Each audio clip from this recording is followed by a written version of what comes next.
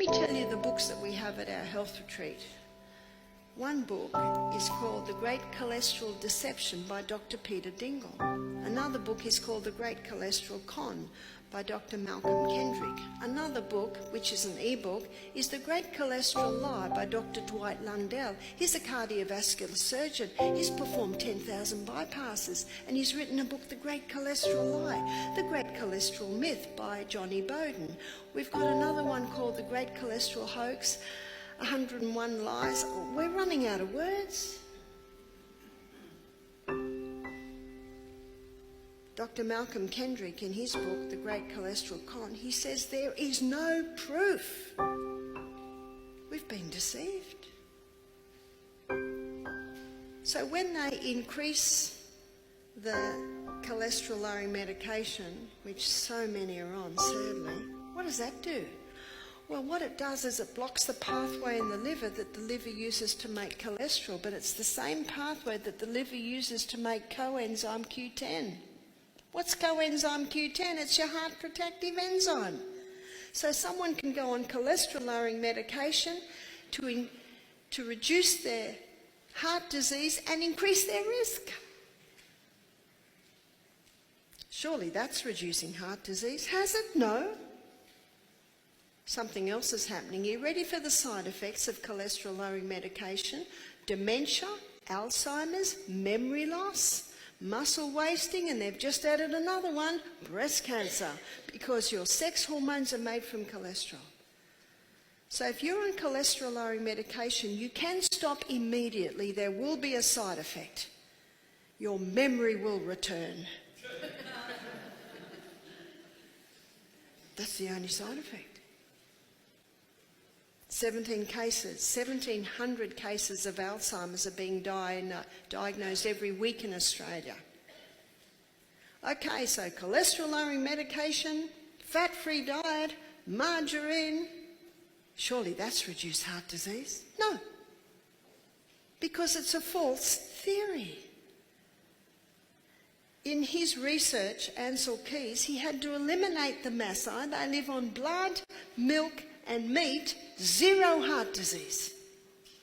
He had to put them out of the equation. They don't prove his theory. Is that true science? Mind you, they don't live long because their poor gut can't handle no fibre, but they don't have heart disease. We've been spun a lie. I'm sorry to break the news to you. Well, they've tried something else. This is another great deception. When I was in America 2 years ago running a health retreat in Alabama, we had a nutritionist do our program. She was 69. She was in very good nick for her age, still working. She said, I have the advantage of being trained in university 40 years ago. She said, 40 years ago, we were taught that a cholesterol level under 300 was perfectly safe. Now, on Australian standards, that would be about 7.5. Did you hear that? Perfectly safe. She said they've dropped the levels. In America, it's now 200. Anyone over 200 is put on cholesterol-lowering medication. What would that be in Australia? Is that 5.5? Is that true? Anyone over 5.5 in Australia is put on cholesterol-lowering medication? Okay, so cholesterol-lowering medication, fat-free diet, they've lowered the levels. Surely that has reduced heart disease, has it? Not at all. Not at all. It's still the #1 killer. Yet Alzheimer's come up, mental illness has come up because your brain cannot function without cholesterol.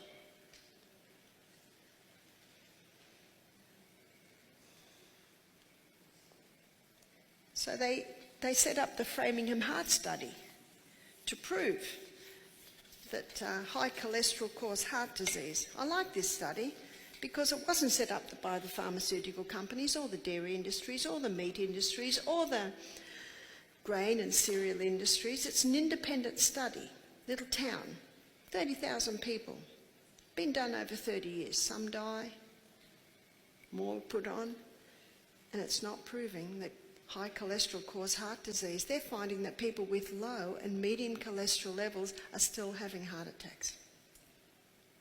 Notice that that doesn't reach the newspaper, because the pharmaceutical companies are making a lot of money out of people on cholesterol-lowering medication. Because if you put on cholesterol-lowering medication, how long are you told you're on it for?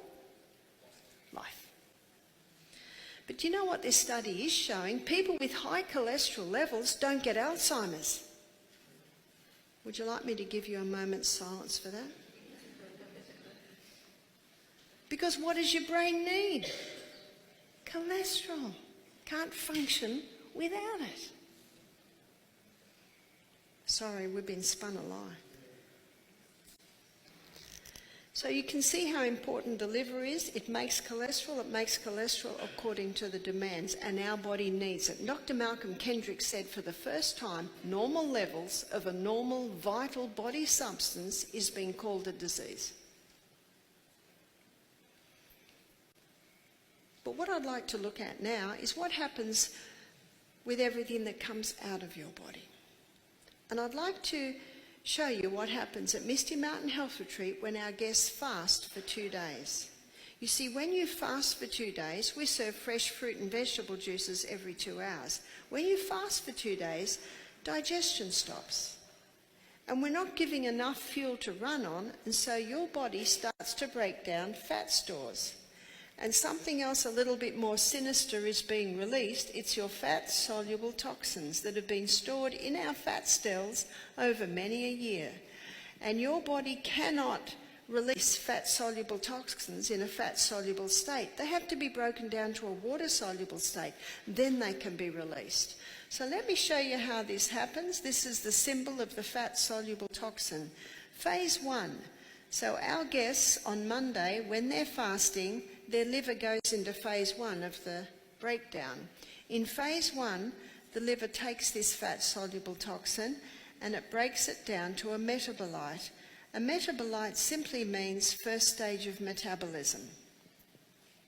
This metabolite is a lot more complicated than it originally was.